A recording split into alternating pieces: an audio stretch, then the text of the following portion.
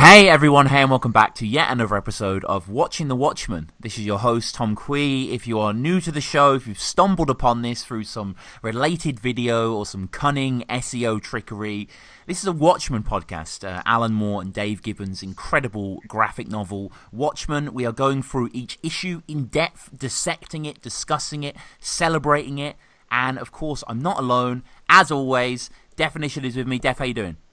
How's it going, everyone? All the fans out there, we've been getting bloody feedback this week, so I feel like we're celebrities now. I feel like Ozymandias right now. I'm getting the action figure line ready. We're going to have a bloody great time. Come on. I said come on. You're right what you're saying, because I've done a few podcasts, and the moment when you sort of strike oil is when you get your first email from a listener, and we'll just get into this. So if you want to get in touch with the show, I should say, email us watchingthewatchmanpod@gmail.com. If you listen to this on YouTube, it'll be on the thumbnail. If you listen to it on podcast, it'll be in the description and all that. But yeah, we want to hear from you. Let us know what you think of the show, what you think of the issue, what you think of points we've made, or your experience with Watchmen. Where did you first read Watchmen, etc. And without further ado, we got this first email, which I'm excited to get into. This with Eric Ferguson. So Eric, thank you so much for getting in touch with the show. He says, first off, cheers on the amazing podcast. I wish I could send you messages in real time as I listen to your podcast. There is so much to talk about with any Alan Moore endeavour. Right now, there is an amazing documentary that finished about the Vietnam War, and so to hear you two discuss it in such a detached way is interesting as an American. There is no way to really get that here. It's still too controversial. I was in the US Army Infantry, and I have family who were there in Vietnam. Myself, I was in Iraq during Desert Storm, along with the British 1st Armoured Division, I may add. I probably have Alan Moore to thank for not going over the deep end. It's also pretty interesting to see how Alan Moore made use of fake news propaganda to turn America against Dr. Manhattan. That is exactly what's happening to people here now. America is turned against them through similar techniques. The art and colours are amazing too. I attached some photos, which he did attach, I should say. Thank you so much for sending them, Eric. They're really interesting. That showed mini motifs of of Gibbons' artwork across panels. Amazing stuff. Although Alan Moore was disgusted with the movie and all the adaptations in general, you've got to give props to the film director including the palette of Narmer in Ozymandias' corporate office. It practically telegraphs Ozymandias' intentions in that the palette was a piece of ancient propaganda. How the hell did he manage to get hold of it? It's priceless. A tablet is thought by some to depict the unification of Upper and Lower Egypt under the king Narmer. On one side, the king is depicted with the bulbed white crown of Upper Southern Egypt, and the other side depicts the king wearing the level red crown of Lower Northern Egypt. Ozymandias is bringing together the East and the West. You also joked about dressing up in Vietnam garb. Fuck me, I have one, but I got it fair and square through some marriage. Apparently a truly amazing country Vietnam is. It's hard to watch the comedian and act how he does. In the comic, Alan Moore notes that Vietnam is the 51st state. We must have obliterated the population to allow them to enter the Union. No way is America allowing a state of 50 million at that time Asians. He then concludes you should really look at Moore's Miracle Man, also known as Marvel Man in the UK. Some of it is literally a dry run for Watchmen, the same themes and techniques. Alan Moore really shows how writing trumps character, and he takes lesser valued characters and writes a story more amazing than anyone can do with more famous characters. Finally, it's weird to hear Watchmen described as a graphic novel. For me, it's a comic. I collected it monthly when it first came out. I had to wait a year to read and understand the whole thing. I'm glad that new generations are encountering it. It was an instant classic back in the day, and I think I ended my comic collecting after reading it and Miracle Man. Moore and Gaiman deconstructed them so well. Thank you for the podcast. Look forward to listening to them all. Eric. I guess Eric, thanks for the email, Def. Great to hear that, right? Genuinely, I felt a sense of pride here in that. That's made it worth doing all these episodes for. It has. Yeah, great.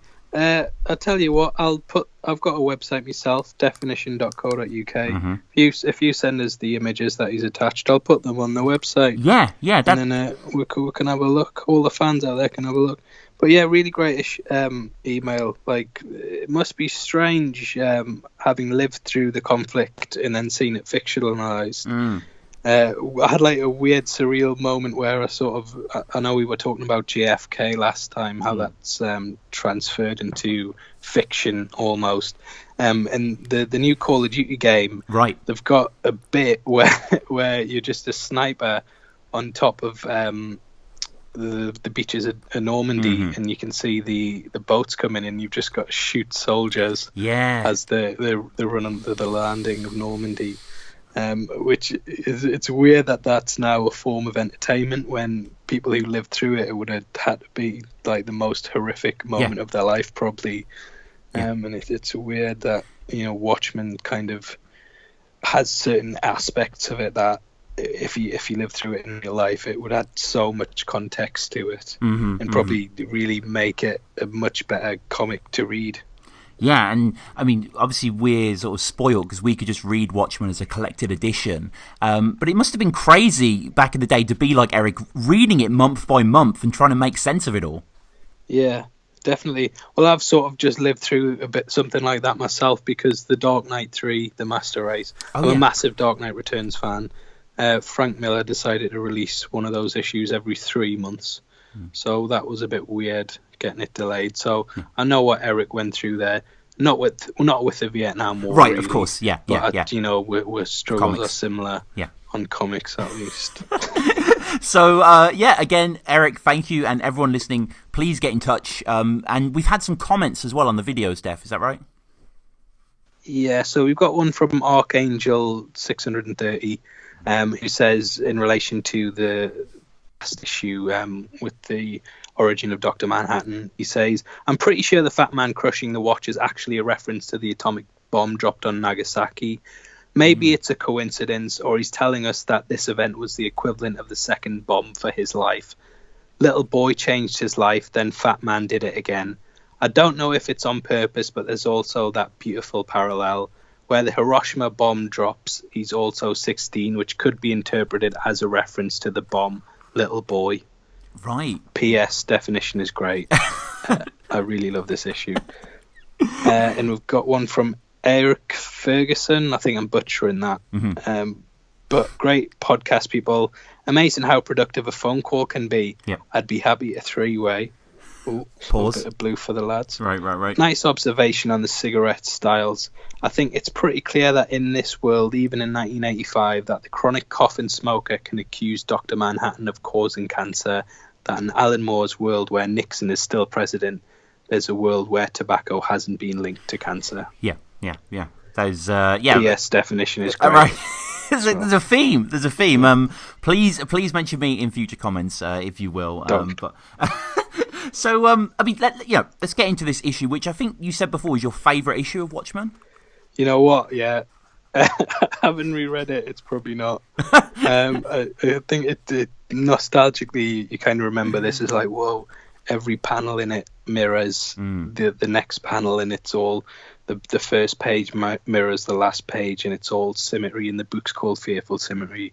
And I did go back. This was probably the first issue that I sort of read stuff online about. And I did see a lot of people mirroring the same thought process as me, where they were like, "Oh, this is amazing because everything mirrors and matches." It doesn't. There's probably 2 or 3 pages that do, but it's still good, obviously. But I think the Dr. Manhattan issue's better. Yeah. I agree. I agree. I think in terms of action in the storyline, obviously every single issue of Watchmen is packed with narrative, but it doesn't quite push it forward as much. But as you say, everyone points to the mirroring in this issue, which is incredible. It's unbelievable, like as an artistic thing to do. And there's actually, if you just search Fearful Symmetry Analysis, there's an article on medium.com that takes all the panels that mirror each other and actually puts them next to each other, so you can really sort of appreciate. And there's certain things that I didn't notice as well that they pointed out, like there's one where there's a window being crashed through, and then the first time there's Rorschach jumping out the window right at the end of the issue when he's pursued by the cops, and then you see the window and you just see Moloch's voice saying like, "I heard a noise, is someone there?" And this is like 27 pages. It's a crazy feat, isn't it, of structure? Yeah, definitely. And I've mentioned before, I'm a website designer, and the difference between writing something and visualizing it there's often constraints to writing something.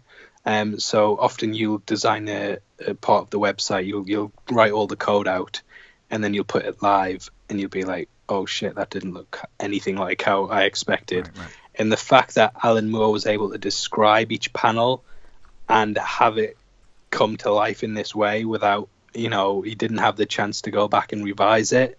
It's incredible that he had this all planned out, and it's just such a feat. Yeah. It's unbelievable. It really is. The execution is flawless. And when you look at the front cover, as ever, they're freighted with so many different meanings, and arguably, throughout Watchmen as a whole, but this issue especially, it's the idea of reflection, of things mirroring each other, and I just love that we have the sign. But the sign is made up of, a mirror, and the sign is not only made of a mirror, it's a reflection in a puddle, and the raindrops are making these small concentric circles. And then you also have the newspaper at the top, which is not upside down. You can see that the forecast is on your side. So again, it's this up and down sort of dialectic thing. It's crazy. Yeah, and for people who aren't too familiar with it, you've basically got a skull and crossbones sign with 2 R's above it, but one of the R's is backwards, and it perfectly mirrors and reflects itself, the sign, and it very subtly hints exactly how this issue is going to work on the first panel. So the first R is reflected in the last R, and it works. It could almost be viewed as a book open, just in its layout, and this reflects the issue itself, which is a book that reflects forever within itself. So it's a constant thing. It's very difficult to describe. It is. But basically, one panel is drawn the same as another panel, but a different characters in it. Yeah. I'm going to be very English student here, but there's a word that I know that's going to come in useful in this issue: catoptric. Which essentially means reflective surfaces. But yeah, we are going to be using, warning to listeners, we're going to be using the words reflection, symmetry, mirror pretty constantly. And juxtapose that'll be in there somewhere. the glory word. Yeah. And I don't mean to be getting meta definition so early on, but the R's, does it kind of look like the Battle Rap Resume logo? Yeah, do you think that's where they got the idea from? Yeah. I think. From your other podcast, from my 2015 podcast. Yeah. Again, what I like about Watchmen is it can be so verbose, it can be so packed, it can often just be quite wordless and quite wonderful. And I love the fact we have the light blinking in and off on this first page, and it's colouring each panel as if it's switching on, switching off. Yeah. It's just great. It adds such the colors mixing together. The reds are so vibrant. It almost washes the panel out, and then it's sucked away, and it really, red is the color of danger, and it just adds like a panic to this first page. Even though there's not much going on, the coloring really helps it stand out and be vivid. All it is a guy walking down the street, but it's still got such a life to this first page. It just works brilliantly. It does, yeah. We see the Gunga Diner as well, which is, of course, a diner that featured in this episode as well, probably more than most issues. I didn't realise, just to go back to the cover, on the bottom right, I literally just saw that now. You can see the box, the Gunga Diner box, which is kind of hidden on the curve of the page. But yeah, there's not really much going on in this. We see on the newspaper, Russia has invaded Afghanistan, which is a consequence of Dr. Manhattan going to Mars in the previous issue. So that has taken no time there. And then we get into the house itself, and again, Moore is playing with these concepts so smartly. I love the fact that Moloch is established in the story as, back in the day, the Crime Busters, Minutemen, whatever day, as being quite the arch nemesis, of being quite a vicious character. But here, he's just a sort of lonely old man that's scared of noises in the dark. Yeah, he's pathetic, really. Yeah. He's sort of been reduced from a supervillain to almost this victim. Rorschach really plays with him.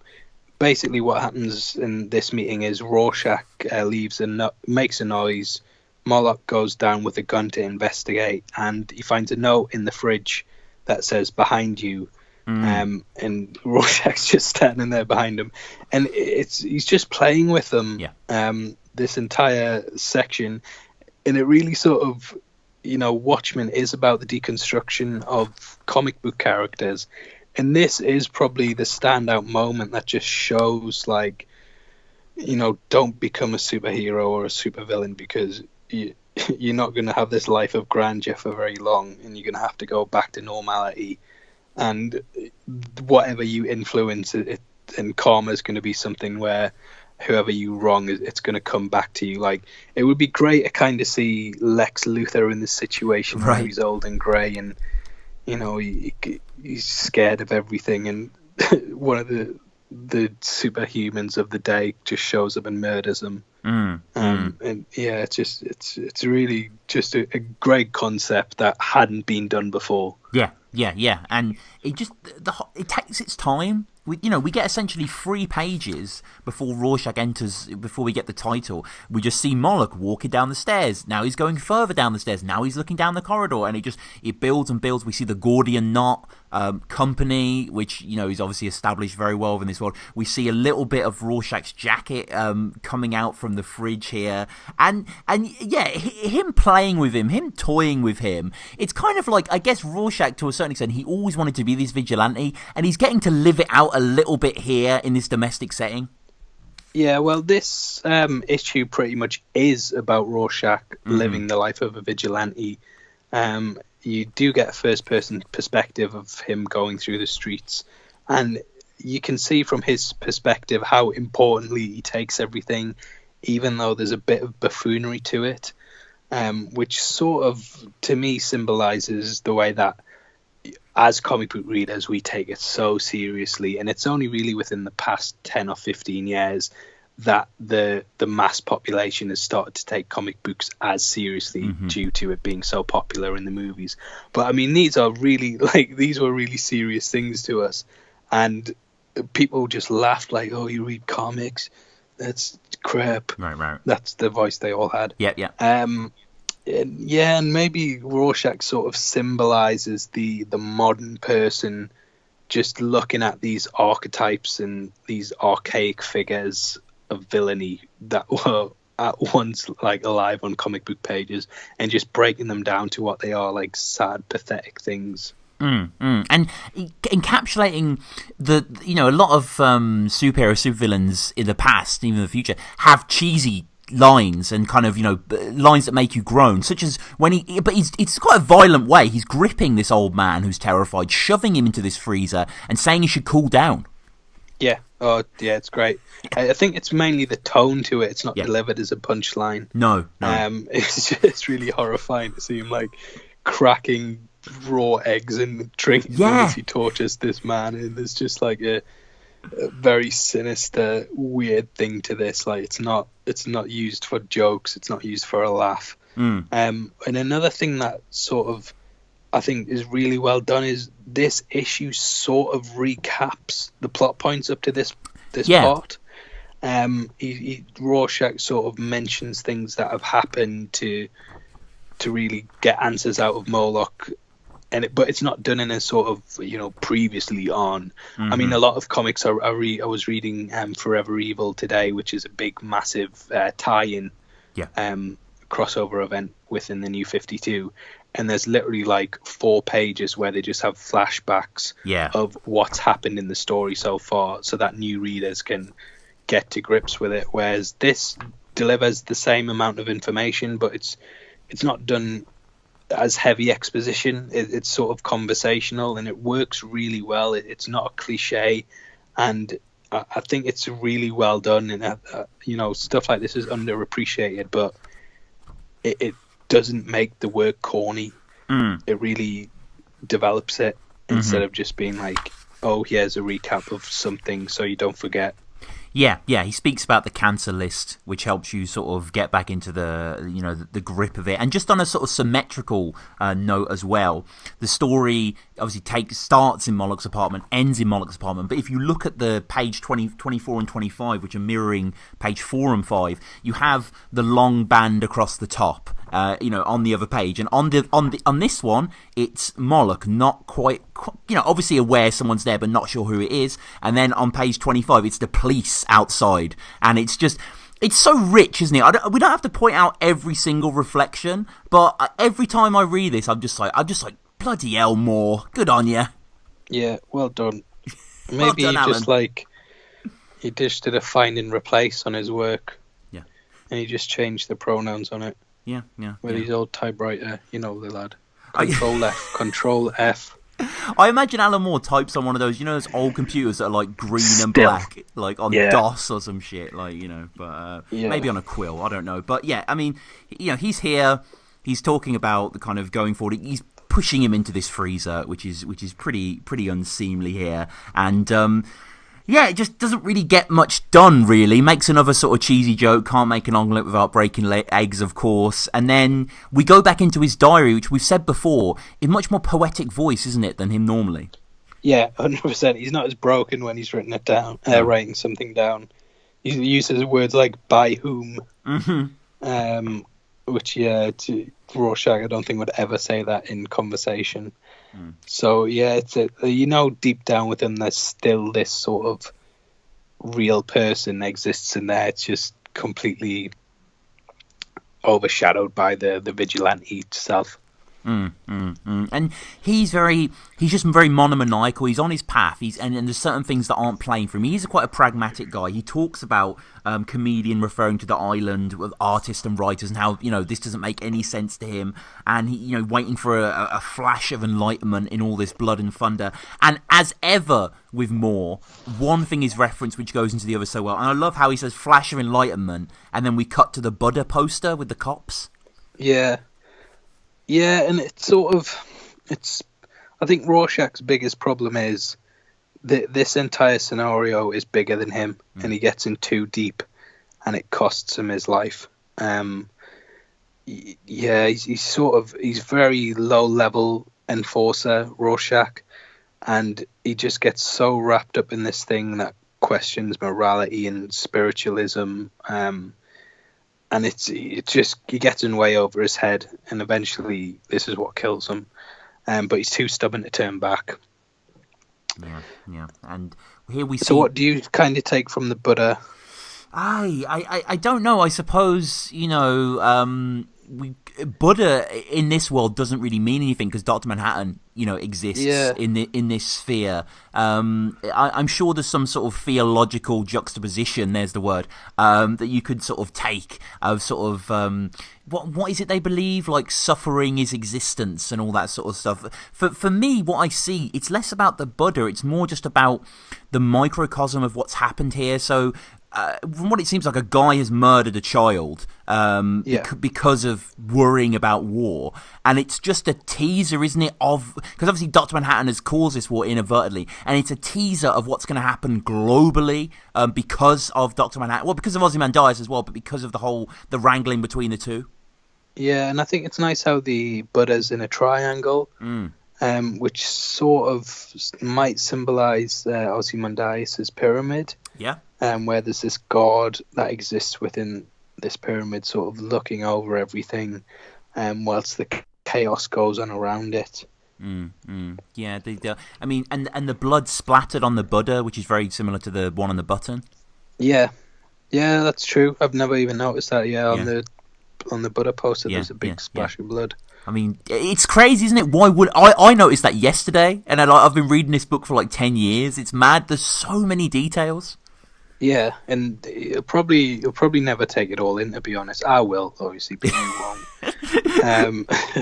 Yeah, but there's so much stuff here that in this kind of, if you look on the next page, there's a purple triangle in a circle on the wall, with a splash of oil going, like a yellow splash of oil, and I just realised now that sort of reflects the Buddha. Yeah.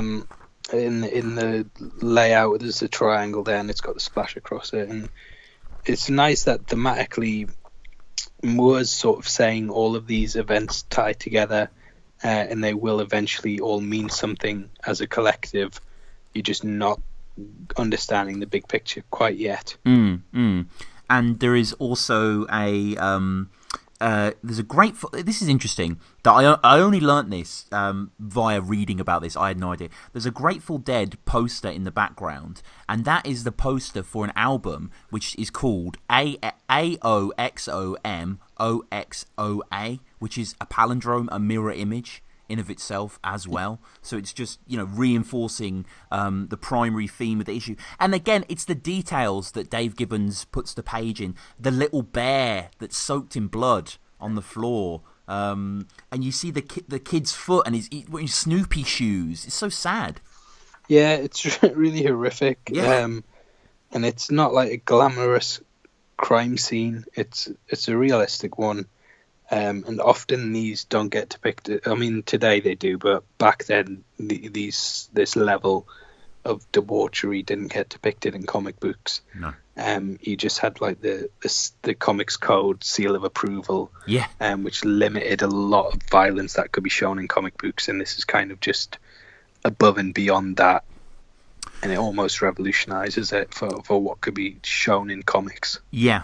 It's a pretty watershed moment, and these cops, I always forget their names, but they're quite important in the story. They kind of come in and out. They have a lot of relevance. Another thing that comes in and out the story, Def, I know you're not the biggest fan. We get a lot of Black Freighter in this issue. Yeah, it did my head in a bit. I think that's why I didn't really like this issue that much. Right. I do like the little guy who sits and reads the comic. He goes, "Shit." Yeah, I like that. Right. But the Black Freighter itself, I didn't really feel. I mean, there's a nice little panel here where the guy on the Black Freighter, he starts eating this. He catches a seagull out the air and then just eats it raw. Yeah. And then on the next page, you've got Dan tucking into a chicken leg. It's the same image pretty much, again with the mirroring. But the Black Freighter itself, it just does me head in a bit. Yeah, it's a little bit overkill, and I think in this issue, I think there's an issue later on as well that also has it predominantly in there, and it just sometimes it's just, I think on a reread it doesn't age as well to me, but I know that's not the point. It's kind of because the whole, it's the realism of this world, and as I said before, comics with superheroes don't exist. It's pirates, and this is this world. But I like it from a sort of technical standpoint. Obviously, Moore can inhabit hundreds of voices so convincingly, and it's great to see him in this as well. And kind of just as a straight up horror comic. But yeah, I agree. All I'm really taking from this section is he eats a seagull, which is pretty grotesque and awesome.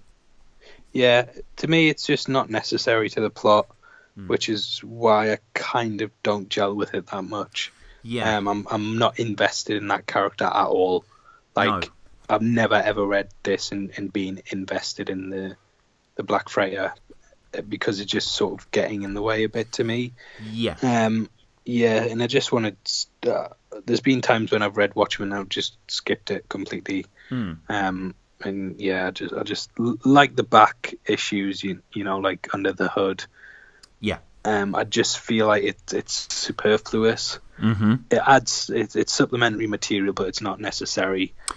No. But you can skip Under the Hood quite easily, whereas this ties into the plot and it's sometimes overbearing. Adds to panel. And I mean, we'll get to the the postscript, which is all Black Freighter as well. Yeah. Which I remember reading that when I was younger, like really struggling with that, like really not getting it, and like it's a bit clearer now. Like I read it this morning. We'll get to that. There's only one thing I think you really need to take away from that. I mean, little things on these pages. I really like the kid where he's showing the comic to the audience at the bottom of page 8, and it's basically you're seeing what's on the next page. Which is kind of, you move forward. And also, I love that panel of the Black Freighter on the waves, and just the waves are taking up the majority of it. I think it's really well drawn. Yeah, it's really nice. And, if this was a standalone thing, I'd probably enjoy it a lot more. But it's the fact that I'm having to wade through it to get to what I want to read. Yeah. That it's more of an annoyance. It's style over substance to me. Mm-hmm. Which, Fearful Symmetry, you could kind of say that about this issue itself. Sure.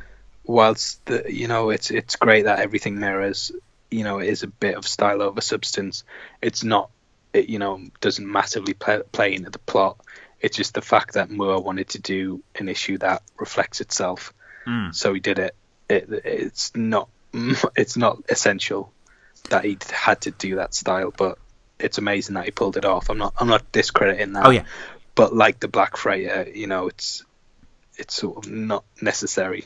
Yeah.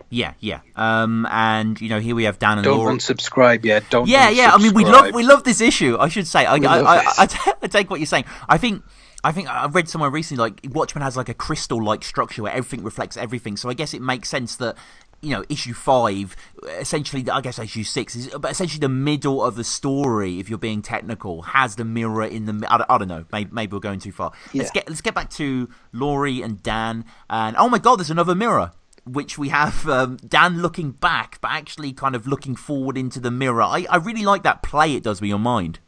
Yeah, it's really like hard to kind of tell what's going on. Yeah. I used to work in a bar where it was sort of like a 360 bar, so you could walk. The bar was basically in the center, and there was a mirror in between the two sides, and people would stand and think they were looking through to the other side, even though the reflection was there, and it was dead weird. Like mirrors often play with people. They can massively trick you. They still get animals all the time. Oh yeah, and it's nice that this issue is chocker-blocker with mirrors. It is, and I mean, here we have basically Dan, as ever, infatuated with Laurie. We've learned that she's been cut off because obviously Dr. Manhattan's cut off the world, so why would the government need Laurie, in any way? Yeah. She's useless to them, really, and she probably wasn't much use to begin with. And, he's asking her to come back, and yet again... It's a bit of a friend zone Freddy, isn't he? Yeah, slightly. Yeah, he's been like, he's been waiting for this. He's like one of them lads on Facebook whenever a girl like splits up with her boyfriend and she puts some status like feeling so down at the moment, and some guy, friend zone Freddy I call him, he always writes like, I'm here if you want to chat, babe. You know what I mean? He's that guy. He's pathetic. Kiss. Yeah. He's pathetic. And I guess we've established that these people, they prefer their lives as super beings to a certain extent. So the mirror again, so many mirror metaphors. We go back into Rorschach's journal with the next slot. I like that we see inside his flat and we see the Heinz beans. It's no surprise that he lives as a slob, I guess. Yeah, he just doesn't care. It's not a bat cave. Yeah, all he cares about is being a vigilante, and that's it. He hasn't got the personality where he can have friends, where he could have a butler, tidying up. He's a complete slob, and this homeless thing is just a cover. He doesn't want anyone to pay attention to him, which, picking homeless people is probably quite a good idea, because how many times, Tom, I know you're a bit tight with your money. Right. How many times a day do you walk past a homeless man and like look the other way and he goes, have you got any money? Go, I've got no change. You want to be away from him as quickly as possible, don't you, Tom? I know what you're like. Yeah. You've never bought a big issue in your life. Who are you trying to fool? I've got a lot of big issues emotionally, so yeah. Yeah.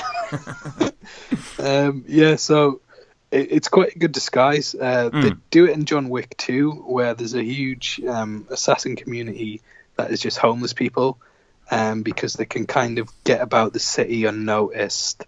No one really pays attention to them, and no one wants to spend time talking to them. So Rorschach sort of distanced himself from all social aspects of his life to focus on his mission. Bruce Wayne sort of does that as well, but not to this scale. He purposely ruins relationships just because he knows that they're going to get in the way of crime fighting. So it's nice that Moore's taken this step above that, and instead of being like a recluse socialite, he's made him just a homeless person. And Rorschach is basically trailing them to a certain extent. It's quite cool that we see when they're leaving the diner, we get the journal, and then we see pretty much the moment they leave is kind of put into here as Rorschach's watching. He's told Moloch where to reach him in the trash can as well. Just some of the writing I really like. The city is an animal, fierce and complicated. To understand it, I read its droppings, its scents, the movements of its parasites. So again, he's such a prosaic, great writer, but doesn't learn anything. Again, there's bigger pictures in play here, such as Adrian. I mean, we get a little bit of Black Freighter stuff before as well, but again, it's just lots of really lovely allusions as opposed to plot. And now we get into Adrian, which, I mean, he's the kind of a bit of a mystery man early on in the series, isn't he? You don't really get much of him, I guess, until this point, really, exclusive scenes. Yeah, and he sort of juxtaposes Rorschach's homelessness because of his grand lifestyle. Like, Rorschach will go through the bin, you know what I mean? Like a scummy homeless person. Right. I don't think any homeless people listen to this podcast. I don't think anyone listens to this podcast, to be honest. So Eric does. Thank you, Eric. We're pretty safe there. Yeah, thanks, Eric. I'm only kidding about homeless people. Yeah, don't unsubscribe. Do not unsubscribe, or I'll kill myself. Okay. But Rorschach's communicating through going through the trash can, whereas Adrian, he's meeting with like journalists and stuff, and he's got a fancy secretary, and he's got 4 escalators in his lobby. Yeah. You know what I mean? He doesn't have the 1 escalator, he's got 4. It's that busy. He needs 4. Yeah.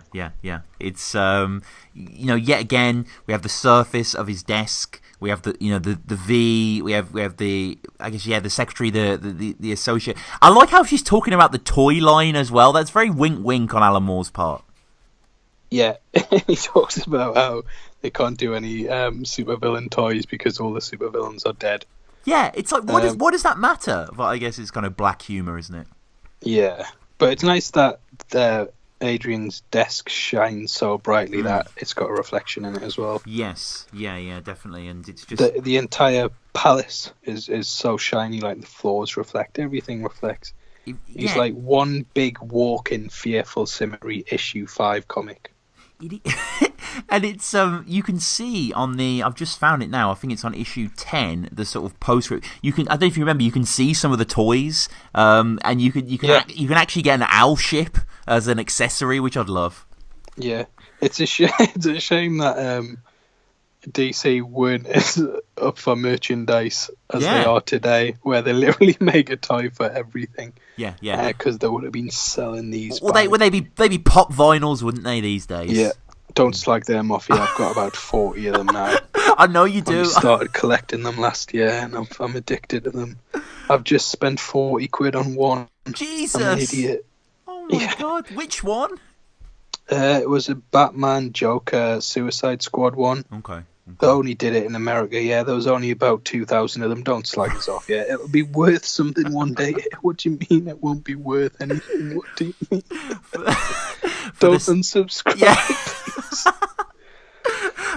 So this is a good time to mention my Patreon, isn't it? Yeah. Oh man, that is so busy. That Patreon. Jeez. Make sure you donate to that so I can buy more 40 quid Fungo Pops, please. Unless you're homeless, you don't need to donate to the Patreon then. But yeah, we get to see inside. I mean, it's just his kind of his lobby of his Trump Tower, as it were. Like it's kind of crazy to see in this. They're sort of talking about nothing really, like she talks about the decor being obsessed with Egyptian stuff and morbid death, and then the gunman comes in, points to the gun, and Adrian, he's nonplussed, isn't he? Obviously we know that he's expecting it, but he's so calm. Yeah, well, it's sort of, I see the secretary, the fact that she's talking about how she isn't worried about death and then gets murdered seconds later. It sort of speaks to the ignorance of the people of the world. They're on the brink of war, and other than the vigilantes, very few seem to be interested at all. Like, these people don't realize they're very close to getting killed. And Ozymandias, this might be like his moment where he realizes, I'm definitely going through with a plan, because people just don't get it. They do not get how close they are to death. And it could happen any second, and I need to murder them all. And it's kind of really sad. I mean, obviously, I guess her last words are, "Oh God, look out, he's." But she's like, losing £10, that's a comforting thought. My next raise is a comforting thought, and we get she to just lost £21. Yeah, you're having that. You're having that, lads. Is that the soul? It's 21 grams, isn't it? 21 grams? I was going to say, that's a heavy soul. Yeah, you'd know. Jesus. Maybe she meant like £10 as in like money. Because a pound in England's like money. Quid. Maybe she whatever. And he shot her and then robbed her. And the gun is pulled, and then we get to one of the most memorable panels in the entirety of Watchmen. Awesome panel, where we get the mirror, of course, of the book as well, with the V. I just love this section when it pulls out. One of the things that actually it sort of feels like this is the centre of the book, doesn't it? Yeah. It's not, because it's 12 issues long and this is only issue 5, but it feels like it's the centre. Spiritually, it does. And I love how we've been told that the decor's all very Egyptian, and really on page 13, I can't really see anything that would make me think that. But obviously, in this issue where Ozymandias is kind of his secretary's shot and then he defends himself, you see the Egyptian head in the bath and stuff. And I was reading online about this. I never considered this, but it is quite true. Another sort of symmetry is the guy's face being smashed into the face of the pharaoh. Okay, yeah, sort of. It's not perfect, and he does kind of look like. It kind of looks like Rorschach. I don't think that's intentional, but it kind of looks like a cleaned up Rorschach. Yeah, well, it's sort of like maybe referencing Ozymandias' idea of the Egyptian pharaohs meeting modern man, and there being blood because of it. Maybe I'm reading a bit too much into there. Yeah, I don't quite know what you mean, but I agree with that. Yeah, and these ideas of the past meeting the ideas of the present, right? Yeah, it's just causing blood. Okay. I mean, regardless of any symbolism, always badass that he sort of bounces off the bullet with that thing. Yeah, and I love the way that when this guy chokes on the suicide pill, it works both ways. The first time you read it, and if you don't know, Ozymandias is the villain. Yeah. It sort of looks like he's trying to save him. Yet on this, once you've got the hindsight that this is all a ruse, you can see he's like clearly shoving the suicide pill in the guy's mouth. Yeah, it's perfect. You wouldn't question it if you were even there in the moment. It makes sense, and I love how I want to know who's behind this. He says, and behind him there's the V. Yeah. Oh, that's absolutely brilliant. Yeah. Again, Moore doing brilliant work that we're now shitting all over with our terrible analysis.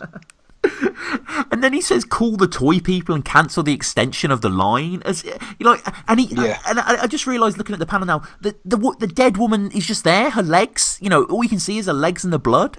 Yeah. Well, I'm not being funny, Tom, but if you've ever read a secretary's CV, right, they're not very hard to replace. Put it that way. Wow. Okay. You'll have a new one by next week. Put it that way. I don't want to What do you mean? I've slagged off homeless people and secretaries in this issue. Don't unsubscribe, please. Don't unsubscribe.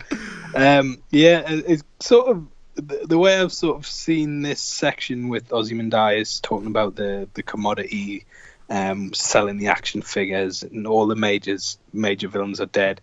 Once Ozymandias, I think Rorschach and all the characters in this really symbolize that you might be able to give up the hero lifestyle, but it never really goes away. Dan still wants to do it. Silk Spectre still wants to do it. Dr. Manhattan still wants to do it. Rorschach still does it. Just because Ozymandias has become a businessman, he would still have this yearning to tackle problems. The fact that all the major villains are dead now really speaks to the fact he would look for new problems to tackle, which is why he's went to this massive problem of the war, and he's just parading around as this businessman. He's got his mind's constantly working on how he's going to save the world, and the fact that he's paid this guy to come in and attempt to murder him, it just shows that everything's part of the plan for him, and he never stopped being a superhero. Yeah, as the newspaper guy says, he's a real hero, did charity work, revealed his name like he had nothing to hide, the perfect disguise, really, in plain sight. Yeah. So much juxtaposition. Of course, this issue is flooded with it. You never know what's bearing down on you, he says. In the Black Freighter, beneath my raft, something moved. I mean, all we can see is in the surface. And I quite like this section in the Black Freighter where he thinks it's boats, but it's actually sharks bearing down, and it's so gruesome that the raft is like made up of like him and corpses, and they're just kind of pursuing him for the flesh. Yeah, it's weird. Like I've never quite got what this symbolizes. Like, yeah, is it just a guy going crazy who he's realizing he's going to have to destroy the world to get Eric on the line, get Eric to tell us what it means, because I know it ties into Ozymandias, but I'm not quite sure exactly what it means. Yeah, sort of on the body of corpses, I guess, throughout the sort of the genocide that he. But I know what you're saying. Yeah, there's not a clear cut line. Email in. I mean, Eric or otherwise, email us in. Watching the Watchmen pod at gmail.com. Just Eric. Or just Eric. Just anyone else that emails in, we're not gonna We're not going to read it. I'm not having 2 emails read out a week. It's too many. What if it's from a homeless secretary? Fuck her. She will be homeless because they're that easy to replace. Right. Well, it's Watchmen, One not bad Watchwomen. day. Yeah. What do you mean you put a tax return in the shredder? You're out. That's all it takes. Anyway. And yeah, we get, this is a Rorschach issue, as you said earlier. We get a lot of his journal here as well, kind of just building out how depraved, the world that he lives within, how sort of terrifying it is to a certain extent. And I love how a lot of superheroes, they get changed in phone booths, but Rorschach, they're in dustbin cans.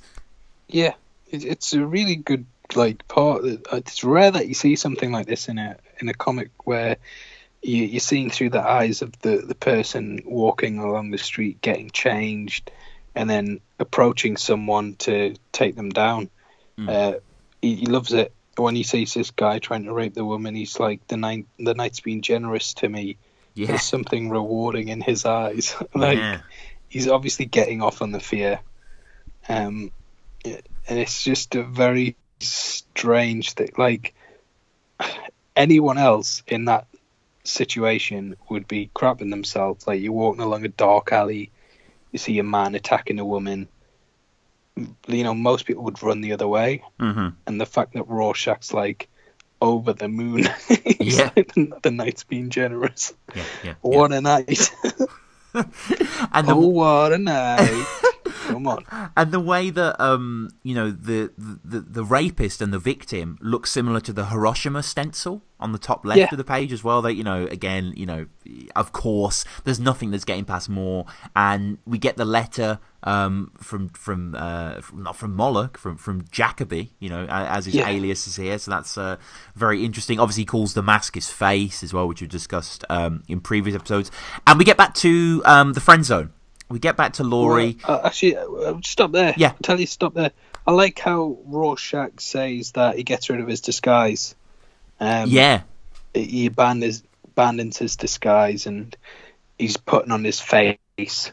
Yeah. Throughout this issue, he mentions how he left his skin in the dustbin. And the guy's a psychopath, isn't he? Yeah. He doesn't see himself. He's sort of like these new Jim Carrey interviews that are emerging, where he's talking about how he's not anyone. He's not him. He's just, I don't know what he's talking about. No, they're very weird. Yeah, he's sort of, he doesn't have a self anymore. He's just became the symbol. Yeah. He's just inhabiting this body. Some of the stuff Jim Carrey says, I must admit, does make sense. He just says everything's happening, which ties into a lot of the stuff I believe.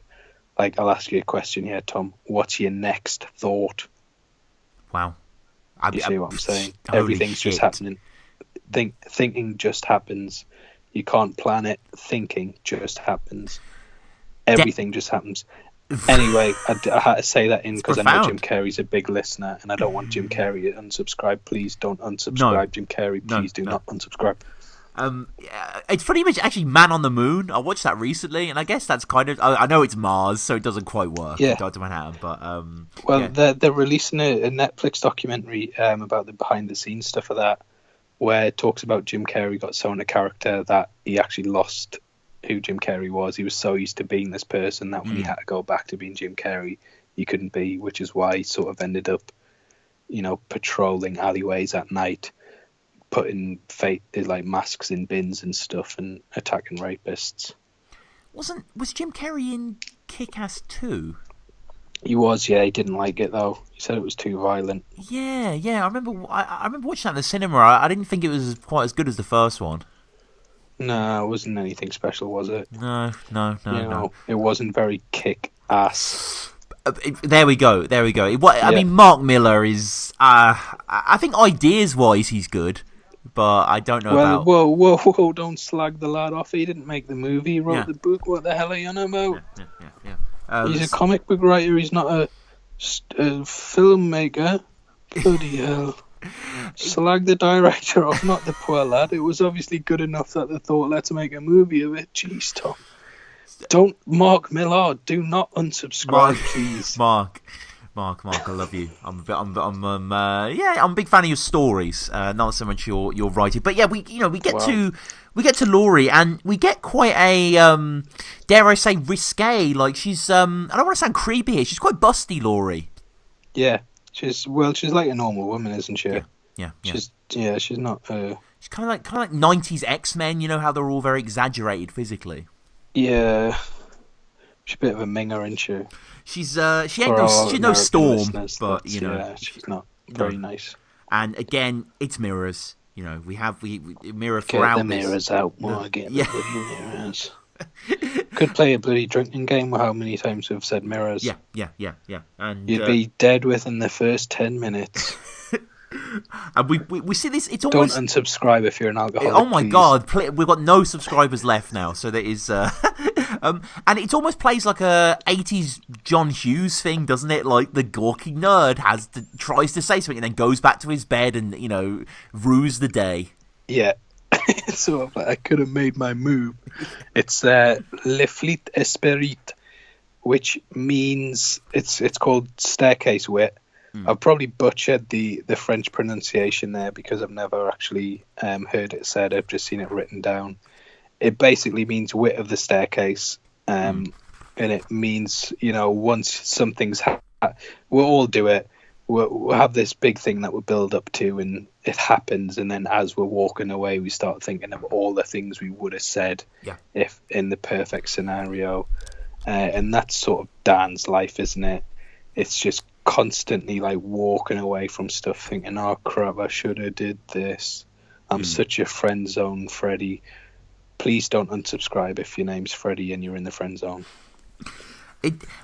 Dan talks of hell and damnation, and then we get back to the highlight clearly for you, the Black Freighter. Hades is wet, Hades is lonely, and just some fantastic. I actually like this bit, Yeah, me too. Because I like sharks. Yeah. I think there's some really beautifully pulpy writing. So basically the sailor stabs some sort of like cut off javelin into the shark, and the shark propels. So he's saying, half blind, half dead, wholly deranged by agony, the yellow leviathan attempted to swim away, dragging my raft in its bloody wake. I hung on desperately, cursing in the bitter stinging spray. It's terrific writing. Oh, it's absolutely great. And the imagery is really good in this as well. I keep having this like reoccurring dream, not like every night, but like once every 5 months or something, where I'm swimming in the sea, a shark comes along, and I've got to like kick it and get away and stuff. Right. And this brings back those happy memories. And eventually the shark died as well, so it's just more death. And I don't know if this is Peter will not be happy. Peter, please do not unsubscribe. And we see Dr. Manhattan on the second panel of page 21, which I think is probably the first time you actually see him in this issue, which is quite cool. You basically get him from the Nova Express, the Nova Express, the New Frontiersman, all these publications that exist within this world here. We get the taxi cabbie as well. I think she drove Laurie from the base originally. I think that's where she did. Yeah, and she's got a poster with a triangle on again. Yeah.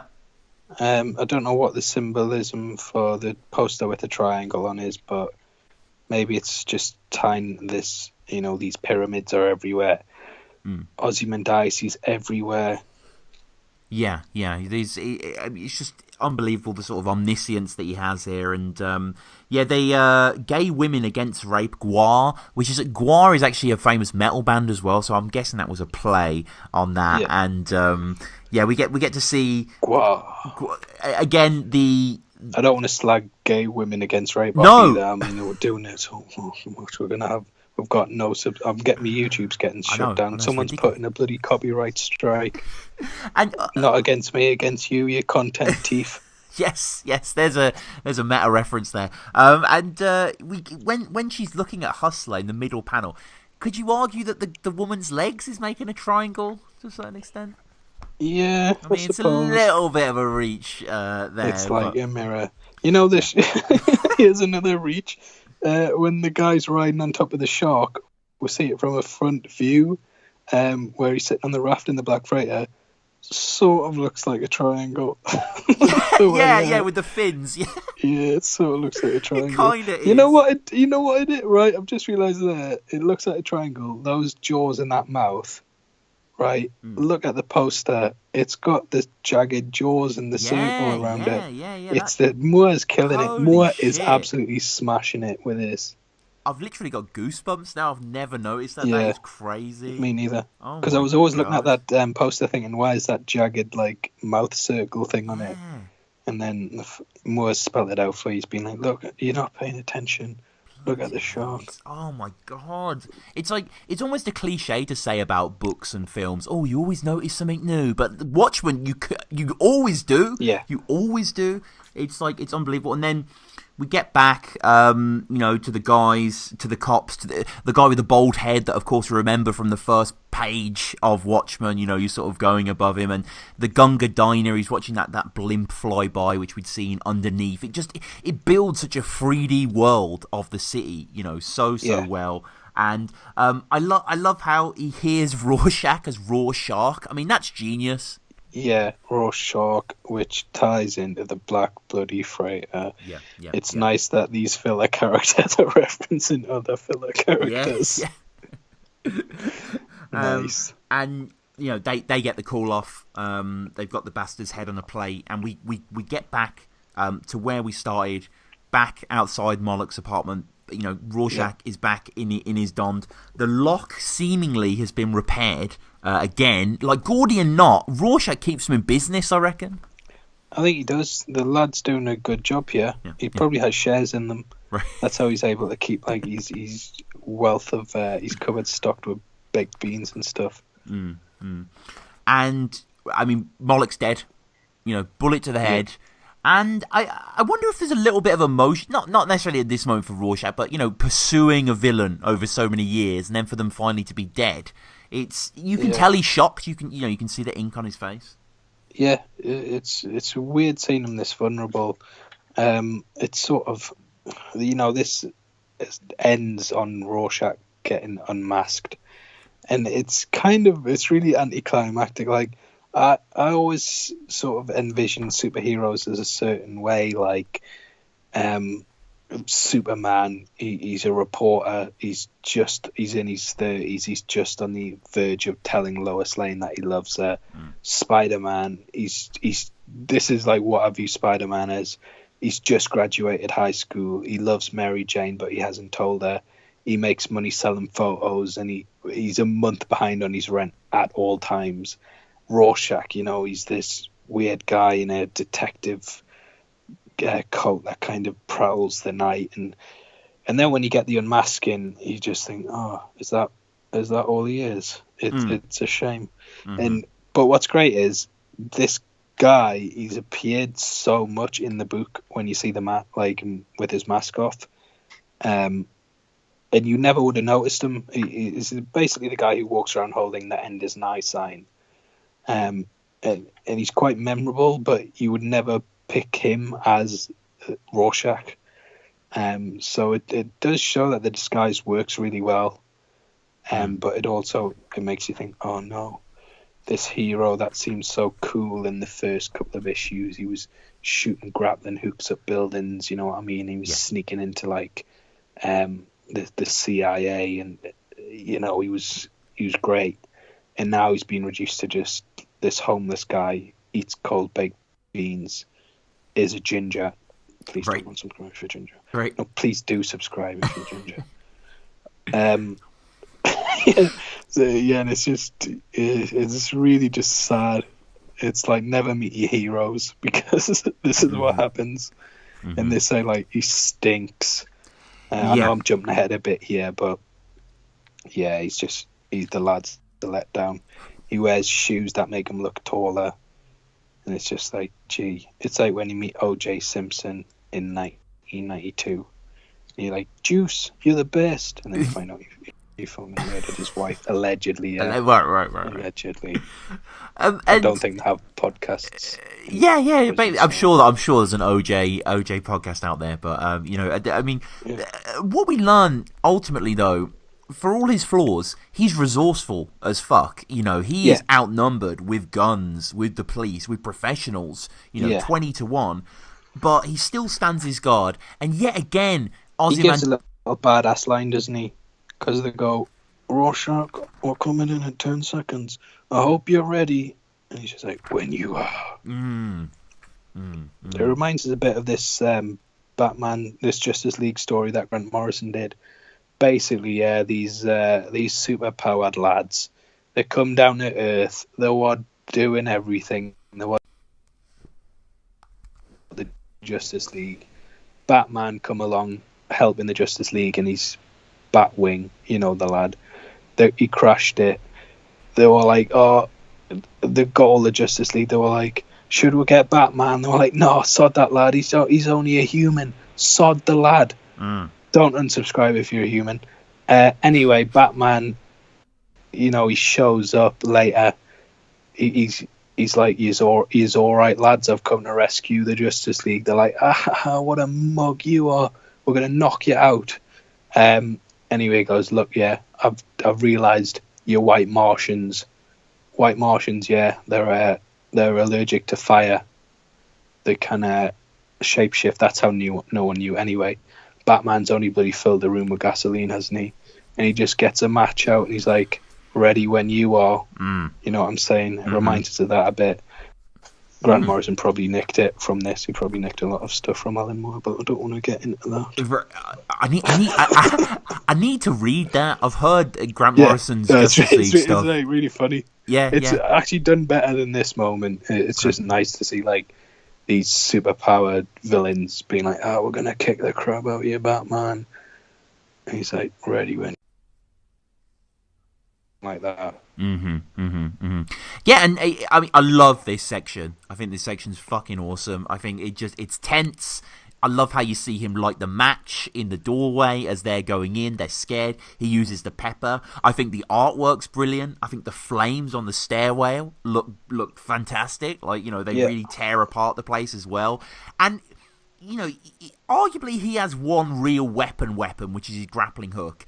And he seems to take down most men, and kind of, he does all he can do. He jumps out the window there, but ultimately, if you're outnumbered, and he does get trapped, which is just, it's kind of almost with the thing with the superheroes, isn't it? It's like there are laws, there are civilization, and you can act without it to a certain extent, but ultimately, there's going to be more of them than you, so you can't really win. Yeah, he didn't learn kung fu, this lad, did he? He's sort of been just going around hitting people with like aerosol cans on fire and stuff, when that used to do when you were like 13 and you realised that deodorant you could set it alight and throw it at people. So yeah, in a situation like this, he's not got the resources that someone like Batman would have. He doesn't have like a Batmobile or something he can fly away. And I've just got the panel up from before, and he does say "ready when you are." So he is. Grant Morrison maybe was referencing this a bit. Right, interesting. Yeah, maybe. Yeah. Yeah. So, but. Batman kicks the crap out of them, whereas Rorschach gets the crap kicked out of him. Yeah, and again we have the light flashing on and off as we had before. We see Rorschach without his hat as well. First of all, as he lands, which makes him look slightly uglier than he was before.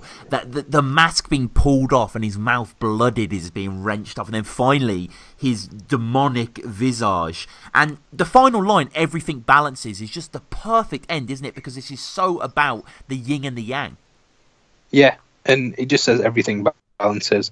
The signal cut out a bit there, Tom, so I don't know if you've just said that yourself. Right.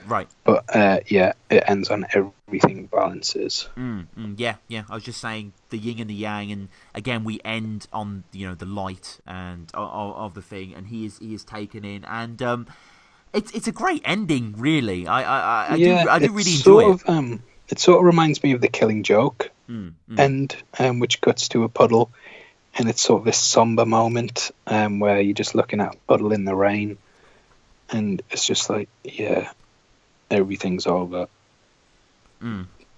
That's, So, I mean, that wraps it up. It's not perhaps as action-packed. It ends strong, I think. And I think, from a structural point, it is a marvel and it progresses us well. And then we end with not that interesting kind of end here. It's quite dense about the sort of the treasure island treasury of comics, and kind of a look back. And Joe Orlando is real, I should say. It is a real person, which is nice that they're putting him in here. But really, the only thing you need to know from this section, dear listeners, is that Max Shea wrote the script, and he's one of the people on the island who kind of configures everything else. That's about it. Well, I think this sort of tells the story of comics itself. They started off camp, they got grittier to reflect the decay in the world, and that's about it. It sort of informs you that when people first started writing comics, they were nice and friendly, and you even get like a sample page from one of the older ones, and then it talks about how they sort of, as the world got more informed on all the evils of it, the work reflected that. Mm-hmm. And, the story we essentially see throughout Watchmen is marooned. And I like how they talk about towards the end of his writing career, Shea began his controversial run of issues based on the contents of plundered books in the library of the freighter's captain, including banned tomes supposedly originally headed for eternal suppression within the vaults of Vatican City. Described as blatantly pornographic, 4 of the projected stories were rejected by DC. So I like that, it goes further and further and further, and, Moore himself, I haven't actually read Lost Girls, but I know that is porn. He said himself, trying to rescue porn as a means of narrative, as opposed to just, I've actually got it, but I haven't read it. Yeah, I flicked through it, and it made me feel uncomfortable. It seems almost paedophilic. I know it's not, but it's kind of, very young girls in those sort of positions. Yeah, I've got this massive Alan Moore collection book, and I know that's in it, but I just don't really want to read it, to be honest. Yeah. If I want to watch porn, you know what I mean? It's on my phone. Sure. It's in the airwaves. Yeah. Well, it's in my imagination. Yeah. Every second of the day. Well, we'll be back next week for The Abyss Gazes also. I'll be back. That's a quote from a movie, that, isn't it? Yeah, I think. I can't remember which one. Die Hard, I think. Yeah. But, next is Rorschach's origin, which I think is a fantastic episode, especially the mind games that he plays with the therapist. I love that sort of stuff. Any closing thoughts on Fearful Symmetry, Def? Yeah. 2 mirrors that face each other reflect forever. Jesus. That's profound. I'll leave our listeners to dwell on that. Please comment below. Please send us emails. watchingthewatchmenpod@gmail.com. Please subscribe as well. Check out Def's Patreon. Check out Battle Rap Resume, which has a kind of mirrored logo. My other podcast about Battle Rap. Yeah. Justice League comes out next Friday. Yeah. Oh yeah. So I've already done most of the video. I'm ranking all of the Batman movies from best to worst, and I'm going to see where Justice League sits in that, and then I'm going to drop the video, so make sure you're on my channel just hitting F5 from about Friday onward. All right. Well, Def, as always, it's been an absurd treat. Thank you so much, man. Thank you, and thank you listening, and it's a good night from me. It's a good night from Kwei. And see you tomorrow. All right. We'll end it there. Thank you for listening, guys.